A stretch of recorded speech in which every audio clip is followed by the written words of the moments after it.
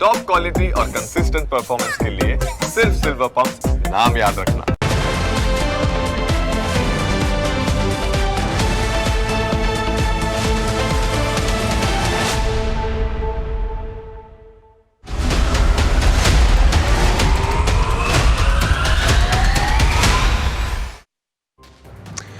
રાજનીતિના AP centre ગણાતા અમરેલીમાં પણ પાણીની સમસ્યા છે। ખેડૂતોની હાલત કફોડી બનેલી છે અને ખેડૂતો સતત દયનીય સ્થિતિનો સામનો કરી રહ્યા છે। અહીં ખેડૂતોએ 5 દિવસમાં સમસ્યાનું નિરાકરણ લાવવા માટે તંત્રને અલ્ટિમેટમ આપ્યું અને જો સમસ્યાનો ઉકેલ નહીં આવે તો આગામી સમયમાં ગામડે ગામડે બીજેપી વિરુદ્ધ પોસ્ટર્સ લગાવવાની ચીમકી ઉચ્ચારવામાં આવી છે।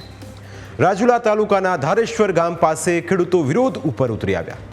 અત્યાર સુધી ધાતરવડી એક ડેમમાંથી 13 ગામના ખેડૂતોને સિંચાઈનું પાણી મળતું આવ્યું છે, પરંતુ હવે આ પાણી રાજુલા અને જાફરાબાદ નગરપાલિકાને આપવા માટે પાઇપલાઇન નાખવાનું કામ ચાલી રહ્યું છે અને તેના કારણે ખેડૂતો રોષે ભરાયા છે।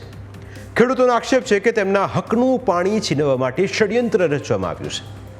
ખેડૂતોનો આક્ષેપ છે કે તેમના ડેમ પર તરાપ મારવામાં આવી રહી છે અને તેમનો અવાજ દબાવવાનો પ્રયાસ કરવામાં આવી રહ્યો છે। ખેડૂતોને તેમનું પાણી ખાનગી કંપનીઓમાં અને પાલિકામાં જતું રહેશે તેવો ડર છે। તેમને લાગી રહ્યું છે કે જો જાફરાબાદ અને રાજુલા પાલિકાને પાણી આપવામાં આવશે તો તેમને સિંચાઈનું પાણી નહીં મળે અને તેના કારણે તેમને ખેતીમાં નુકસાનીનો સામનો કરવો પડશે અને એટલે તેઓ વિરોધ ઉપર ઉતરી આવ્યા છે। 4 દિવસ પહેલા વિરોધ પ્રદર્શન દરમિયાન 50થી વધુ ખેડૂતોની અટકાયત કરવામાં આવી, જે બાદ ફરી એકવાર ધારેશ્વર ગામ નજીક ખેડૂતો ભેગા થયા હતા। અહીં ખેડૂતોએ પોતાના શરીર પર પશુઓની સાંકળ બાંધીને વિરોધ નોંધાવ્યો। અહીં ખેડૂતોએ સરકારના ખેડૂતોના મોં બંધ કરાવતી હોવાના આક્ષેપ સાથે અનોખું વિરોધ પ્રદર્શન કર્યું। એટલું જ નહીં, ખેડૂતોએ ટ્રેક્ટર મારફતે રાજુલા પ્રાંત કચેરીમાં આવેદનપત્ર પણ પાઠવ્યું અને આક્રમક બનીને કામ અટકાવવા માટેની માગણી કરી હતી। જો કે પોલીસે ખેડૂતોની અટકાયત કરી લીધી હતી। તો બીજી તરફ રાજુલા નગરપાલિકાના પૂર્વ પ્રમુખનો દાવો છે કે સિમેન્ટની વર્ષો જૂની પાઇપલાઇન ખરાબ થઈ ગઈ હોવાથી નગરપાલિકાને પાણી મળતું નથી, જેથી જૂની પાઇપલાઇન બંધ કરીને નવી પાઇપલાઇન નાખવામાં આવી રહી છે। તેમનું કહેવું છે કે ખેડૂતોને કોઈ પણ પ્રકારનો અન્યાય કરવામાં નથી આવી રહ્યો। વર્ષોથી જે પાણી ખેડૂતોને મળે છે તે પાણી પાલિકાને પણ મળે છે। આમાં ફક્ત નવી પાઇપલાઇન નંખાઈ રહી છે। જો કે ખેડૂતો પાલિકા તંત્રની વાત માનવા માટે તૈયાર નથી। આંદોલન પર ઉતરેલા ખેડૂતોની એક જ માંગ છે કે પાઇપલાઇનની કામગીરી રોકવામાં આવે અને તેમના પાણીને સુરક્ષિત રાખવામાં આવે।